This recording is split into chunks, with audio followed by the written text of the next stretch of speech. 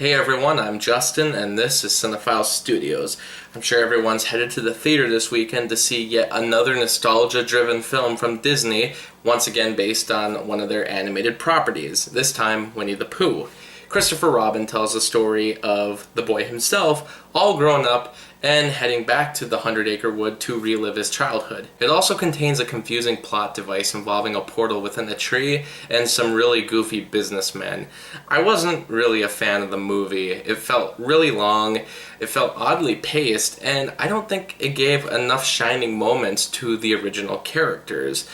I guess I was expecting the film to go a little more mature than what Disney usually does, but yet again, I'm always expecting that in all these movies, from Beauty and the Beast to Pete's Dragon to The Jungle Book.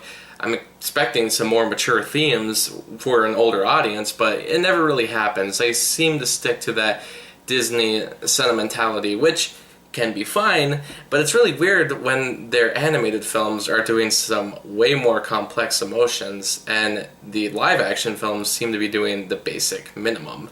The only Winnie the Pooh property to this day that has ever really done anything darker than the original stories and has gone in a bit of a different direction has been Pooh's Grand Adventure, The Search for Christopher Robin. This was when Disneytoon Studios was just starting to make direct-to-video sequels to Disney animated classics, starting with Return of Jafar. So the fifth film they decided to do was a semi-sequel to the original Winnie the Pooh film, and a sort of conclusion to the original series.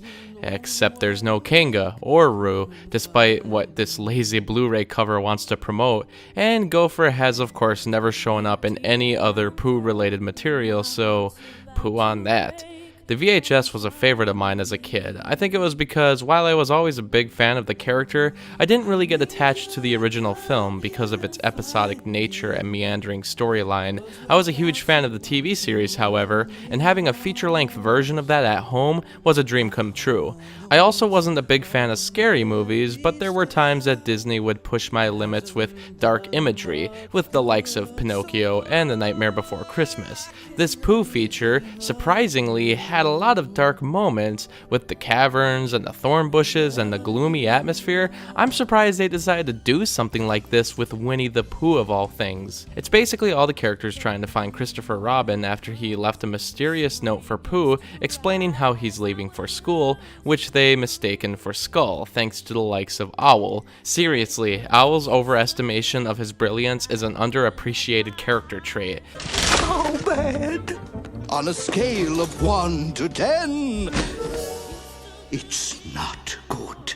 Then they go on a long, perilous journey with scary moments, a couple forgettable songs, and some funny lines. There's a really funny song, actually, where Rabbit explains why no one should ever use their brain. Never trust your ears, your nose, your eyes. Putting faith in them is most unwise. It's strange that this movie has basically disappeared at this point. My VHS copy's clamshell case is all beat and bent at this point, so you know I made good use of it as a kid. It's probably up there as one of my most watched films, but it has been a couple years since seeing it. Honestly, I'm surprised by just how well it holds up. I think a lot of the emotions really work effectively, and it's paced really well, especially when Winnie the Pooh has never really done any kind of long-form story like this before. It's strange to think that while Winnie the Pooh shorts have been around since the 60s, between all the TV shows and the additional shorts, it took about 30 years for them to actually make a feature-length story, and the success of this one immediately led to the theatrical versions of the Tigger movie, Piglet's Big Movie, and Pooh's Heffalump movie. There's been theories that this has a search for Christ aspect to it. I guess even Christopher Robin's name has the word Christ in it, and all the Hundred Acre Wood characters look up to him in some way, so I guess maybe I could buy that he's some sort of godlike creature. I especially love when the journey ends. Many of the places they traveled through were just exaggerated figments of their actual selves. Even the Skull Cave ends up being nothing more than a little rock formation.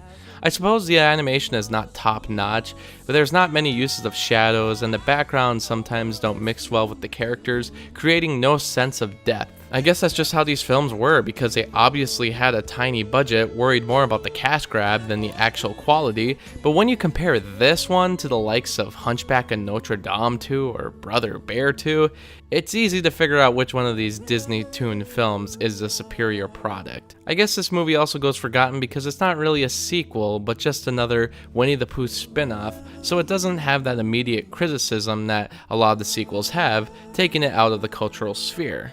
In my opinion, it's a great film to watch before Christopher Robin. It's a spiritual successor to all things Winnie the Pooh, and it serves as a good prologue to the new film, even if the live-action story isn't nearly as good. After 21 years, I think it still holds up.